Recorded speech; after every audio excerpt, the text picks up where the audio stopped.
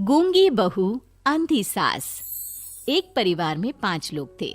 ओम प्रकाश, उनकी पत्नी सुमित्रा, बहू भावना, बेटा राहुल और एक थी उनकी बेटी प्रियंका। वैसे तो ओम प्रकाश और सुमित्रा के घर में सब कुछ ठीक ठाक था, लेकिन सुमित्रा की एक आदत थी। घर में कुछ भी गलत या सही हो तो वो किसी से कुछ नहीं कहती, और भावना स्वभाव की इतनी सीधी सादी थी कि अगर कोई उसके साथ गलत भी करता तो भी वो उसे कुछ नहीं कह पाती। इसी के चलते प्रियंका और राहुल घर में मनमानी चलाते रहते, क्योंकि घर को संभालने वाली औरतें इस तरह से रहती थी जैसे वो गूंगी और अंधी हो। माँ, मैं अपनी सहेलियों के साथ पिकनिक पर जा रही हूँ ठीक है बेटा, चली जाओ। और मुझे आने में रात हो जाएगी, देर से ही आऊंगी मैं। अच्छा, कोई बात नहीं बेटा। अरे भावना, तुमको एक बार में समझ में नहीं आता क्या? नाश्ते में फिर से पराठे बना के रख दिए। कितनी बार तुमसे कहा है कि मेरे लिए ढंग का नाश्ता बनाया करो।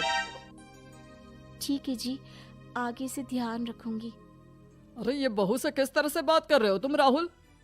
अरे तो और क्या करूं पापा, इसको कहीं बात एक बार में समझ में ही नहीं आती।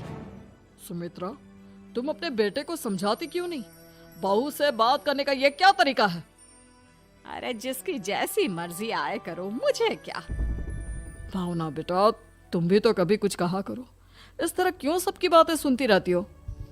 कोई बात नहीं पापा जी, सब ठीक है। रात को काफी देर तक प्रियंका घर नहीं आती, और जब वापस लौट कर आती है तो एक लड़की के साथ बाइक पर बैठकर।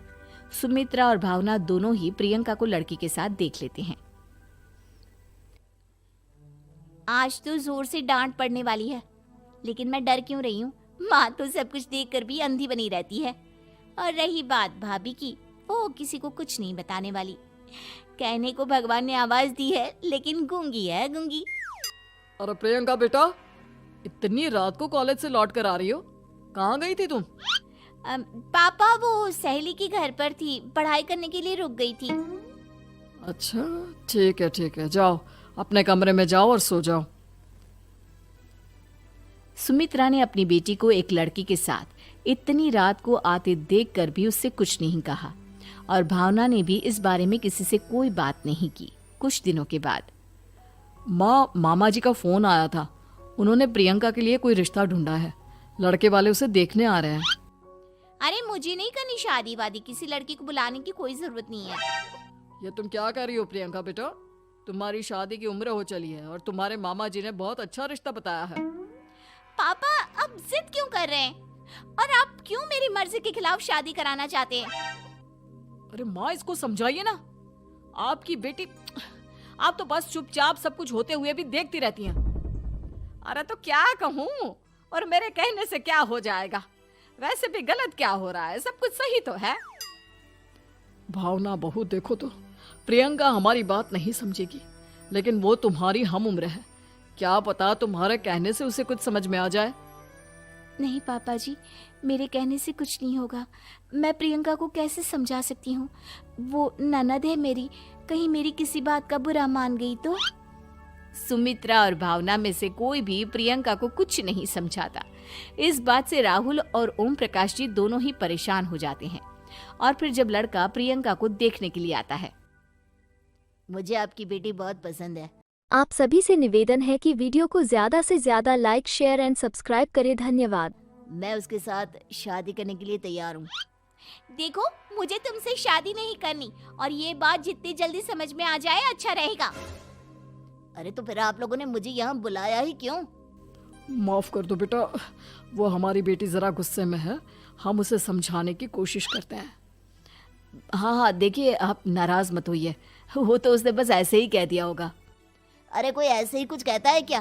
और ये आपकी पत्नी और माँ, ये दोनों इस तरह चुपचाप क्यों बैठे हैं, जैसे इस घर के मेंबर ही ना हो?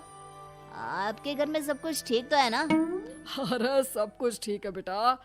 सुमित्रा, समझाओ ना अपनी बेटी को। अरे क्या समझाऊं, क्या होगा समझाने से? सब ठीक ही तो हो रहा है, गलत क्या हो रहा है? भावना, प्रियंका को अंदर लेकर जाओ और उससे समझाओ कि कितना अच्छा रिश्ता है। इतना अच्छा लड़का है, इस तरह से बिहेव ना करे। नहीं जी, मैं किसी से कुछ नहीं कह सकती जी। अरे अजीब परिवार है, मुझे तो यहाँ से निकलना पड़ेगा। इस तरह से तो आपकी बेटी की शादी किसी से नहीं हो सकती। जिसके घर की औरतें गूंगी और अंधी बनकर बैठ जाए, उस घर का कुछ नहीं हो सकता। ओम प्रकाश और राहुल सुमित्रा और भावना की हरकतों की वजह से बहुत परेशान हो जाते हैं। एक दिन वो दोनों आपस में बात करते हैं। पापा, समझ में नहीं आता कि भावना और माँ को कैसे समझाया जाए।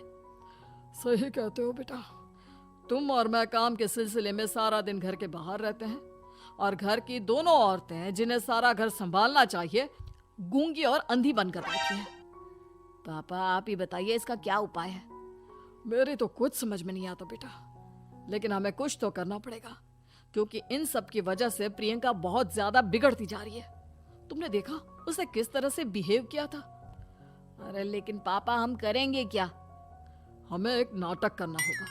कुछ दिनों के लिए हम भी गूंगे और बहरे बन जाते हैं, उसके बाद इन दोनों औरतों को अकल आएगी। हाँ पापा, शायद आपकी बात ठीक है। हम दोनों हर बार बात को संभाल लेते हैं और इसी वजह से माँ और भावना कुछ भी करने की कोशिश ही नहीं करते। और फिर अगले दिन, भावना, नाश्ते में क्या बनाया है? जी पराठे बनाए हैं। मेरे लिए पोहा बना दो। अच्छा जी, ठीक है, अभी बना देती हूँ जी। बहू, नाश्ते में क्या बनाया है? पापा जी, पराठे हैं और पोहे बन रहे हैं। अरे बहू, मुझे तो उपमा खाने का मन था, मेरे लिए उपमा बना दो। ठीक है पापा जी, अभी बना देती हूँ। भाभी, जल्दी से जरा मेरा कॉलेज का टिफिन तो पैक कर देना। और सुनो, मुझे ना भिंडी की सब्जी खाने का मन है।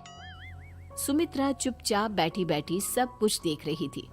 उसने किसी से कुछ भी नहीं कहा और ये देखकर भावना को मन ही मन गुस्सा आ रहा था, लेकिन वो किसी से कुछ नहीं कह रही थी। उसे लग रहा था कि ओम प्रकाश जी, जो हमेशा उसकी साइड लेते थे, वो भी आज चुपचाप बैठे हुए थे। शाम के वक्त प्रियंका अपने बहुत सारे दोस्तों को लेकर घर आती है और उधर दूसरी तरफ से राहुल भी अपने ऑफिस के दोस्तों को लेकर घर आ जाता है। प्रियंका अपने कमरे में तेज म्यूजिक चलाकर डांस करती है और राहुल अपने दोस्तों के साथ बैठकर जोर जोर से हंस रहा था। प्रियंका और राहुल मिलकर पूरे घर को अस्त व्यस्त कर देते हैं, लेकिन भावना उनसे कोई शिकायत नहीं करती और सुमित्रा जी भी चुपचाप बैठी रहती है। लेकिन भावना और सुमित्रा के अंदर का गुस्सा धीरे धीरे बढ़ रहा था। फिर रात को ओम प्रकाश और राहुल एक दूसरे से बातें करते हैं। पापा, हमने इतना कुछ किया, फिर भी भावना कुछ बोलती ही नहीं और माँ भी कुछ गलत करने से किसी को रोकती ही नहीं। तुम चिंता मत करो बेटा, इन दोनों के अंदर का गुस्सा भर रहा है और बहुत जल्दी बाहर आने वाला है। अगले दिन, अरे बहू, ये कपड़े धुले हैं या गंदे हैं? पापा जी, कपड़े तो मैंने धोकर ही आपकी अलमारी में रखे थे। मुझे तो साफ नहीं लग रहे, एक बार और धो देना। प्रियंका, मैं सोच रहा था कि तुम्हें उस लड़के से शादी नहीं करनी है ना, मत करो। एक काम करो, वैसे भी क्या रखा है शादी वादी में, तुम्हें जो लड़का पसंद है उसके साथ जाकर कोर्ट मैरिज कर लो। इस बार ओम प्रकाश और राहुल की बात सुनकर भावना और सुमित्रा के अंदर का गुस्सा जाग उठता है। मैं किसी से कुछ कहती नहीं जी, इसका मतलब ये है कि आप लोग मुझे परेशान करते ही रहेंगे। कल 4 बार मुझसे नाश्ता बनवाया, आज पापा जी मुझसे धुले हुए कपड़ों को बार बार धुलवा रहे हैं। अरे मैं इंसान हूँ जी, कोई मशीन नहीं हूँ। तुम दोनों ने मिलकर इस घर की कैसी हालत बना दी है और अपनी बहन को भागकर शादी करने के लिए कह रहे हो। तुम भाई हो या दुश्मन? ओम प्रकाश और राहुल जोर जोर से हंसने लगते हैं। अरे इसमें हंसने की क्या बात है? हम लोग यहाँ इतने परेशान हो रहे हैं जी, तुम लोगों को ऐसी हरकत करने के बाद भी हंसी आ रही है। ये क्या कर रहे हैं जी आप दोनों? यही तो हम चाहते थे कि सुमित्रा, तुम अंधी होकर ना बैठी रहो। घर में कुछ भी गलत हो तो उसे रोकने की कोशिश करो। और भावना, तुम अपने साथ हो रहे गलत व्यवहार पर भी कभी मुंह नहीं खोलती। ये सही बात नहीं है। मैं चाहता था कि तुम्हारी भी जुबान खुले, तुम गलत बात का विरोध करो। गूंगी बहू और अंधी सास की ये जोड़ी इस घर में अब नहीं